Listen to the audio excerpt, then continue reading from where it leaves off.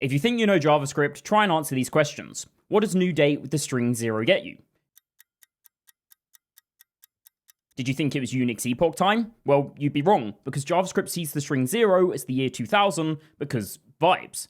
Okay, what if it was the number 0 though? Well, at least this one makes sense, it's January 1st, 1970, and knowing that, if we did date.parse on both of these zeros, we know they're not the same, so if we compared them, this should be false. Except that's wrong. Date.parse only works on strings, so it coerces the number 0 into a string, so both of these are the year 2000 again. This is only question 3 of 28 in this quiz, and I am annoyed already. Thankfully though, Temporal is here to fix this, and that is just one of the 4 confirmed features for JavaScript 2027, as well as a few really interesting proposals that are close to confirmed, including one that could change how every framework works.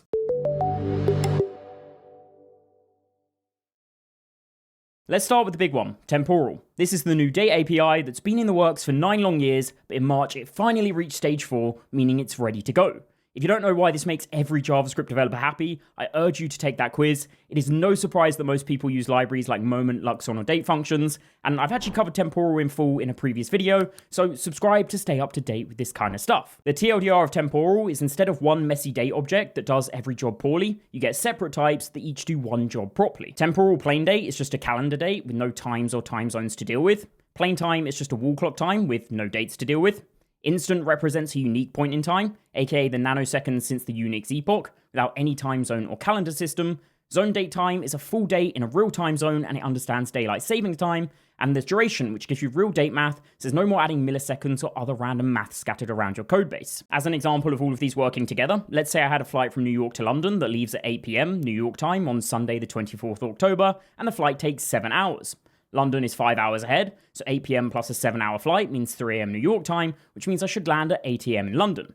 Except Temporal here is saying 7 AM, and it would be right. This flight actually happens on the night that the clocks go back in London, and Temporal knows that and is handling it for me. And if you don't believe that the clocks change mid-flight, you don't actually have to guess this, you can just use get time zone transition, which tells me the change was at 1 AM London time. As another example, if I had an 11 AM meeting that I want to push back one day, but overnight the clocks change, I don't suddenly want that meeting to be at 10 AM, and with Temporal, it doesn't have to be. It knows that I'm working in days here and not hours. The other big advantage of Temporal is that everything is immutable now, so every operation returns a brand new object, so you don't have to guess anymore if your original date has been changed somewhere in your code. And if all of that wasn't good enough, it also makes sorting dates easier, working out days until easier, rounding dates, and months also start at 0. That is pretty groundbreaking stuff. It's just so much better than the JavaScript date object, and the good news is you don't have to wait to try this one. Firefox, Chrome, Node.js, and Dino already have this, Bun is coming soon, and Safari needs to catch up. Moving on to feature number 2, we have Explicit Resource Management, aka the using keyword. This one went stage 4 in May.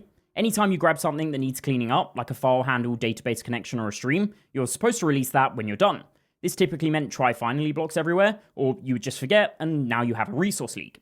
Now though, the using keyword ensures that when a variable goes out of scope, whether that's because it's the end of the block, an early return, or an exception, JavaScript automatically calls the object symbol.dispose method. On top of that, there's also await using for async cleanup with async dispose, and a disposable stack for composing several resources so they tear down in reverse order. This is just one of those nice to have helpers that should help clean up some of our code with those try finally blocks, and the good news is it's been in Firefox, Chrome, Node, Bun, and Dino for quite some time now, so you may have already used this one. Next up, for feature number 3, we have a more niche one, which is joint iteration, aka Iterator.zip. Let's say I had 3 arrays, names, age, and cities, and I want to combine these into one.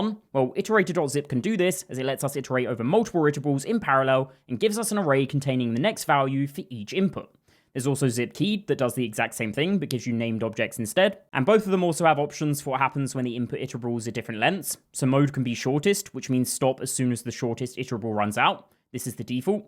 Longest will keep going until the longest iterable finishes, and strict will throw a type error if the inputs are different lengths. With longest as well, you can actually provide padding values for what happens when there's a missing entry. These features seem like a continuation of the work that's been done on iterators over recent years. ES2027 gave us the helpers like map, filter, take, and drop, and there's currently some stage 3 proposals like iterator chunking, iterator includes, and iterator join. Basically just more and more features that remove the need for Lodash. You can actually only use zip in Firefox today, but hopefully the other ones catch up. Moving on to our 4th confirmed feature, this one's a pretty low level one, Atomics.pause, and I'll be quick with this one because unless you're writing multi-threaded code with a shared array buffer, you're probably not going to come across it. If we create 4 bytes of memory that can be shared across threads or workers, and then we use those bytes as a 1 integer lock, Then in a while loop, we use Atomics.compareExchange to say if this value is unlocked, lock it, and if the value is locked, keep looping because someone else is using it, and we want to wait until they're done. This is called spinning or busy waiting, and the problem is that a tight loop like this can hammer the CPU. So Atomics.pause is used to tell the runtime or the CPU, I'm intentionally spinning here, I'm waiting for something to change, and then the CPU can handle the spin loop a lot more efficiently. As you can see, that's a very low level feature, so it's mostly used by library authors or performance sensitive code, and it's supported in most browsers, bar Dino, and it even worked for me in Node even though MDN said it shouldn't. So those are our 4 locked in features, all in stage 4 and expected to be part of ES2027. But now let's talk about stage 3, because some of these are available now. First, we have import defer. When used on an import, the module gets loaded, but none of its code actually runs until the first time you use it, so you get lazy execution. This is different from what dynamic imports give you, which give you lazy loading, so it waits to download the module, but it doesn't stop the top level code running once it's been fetched.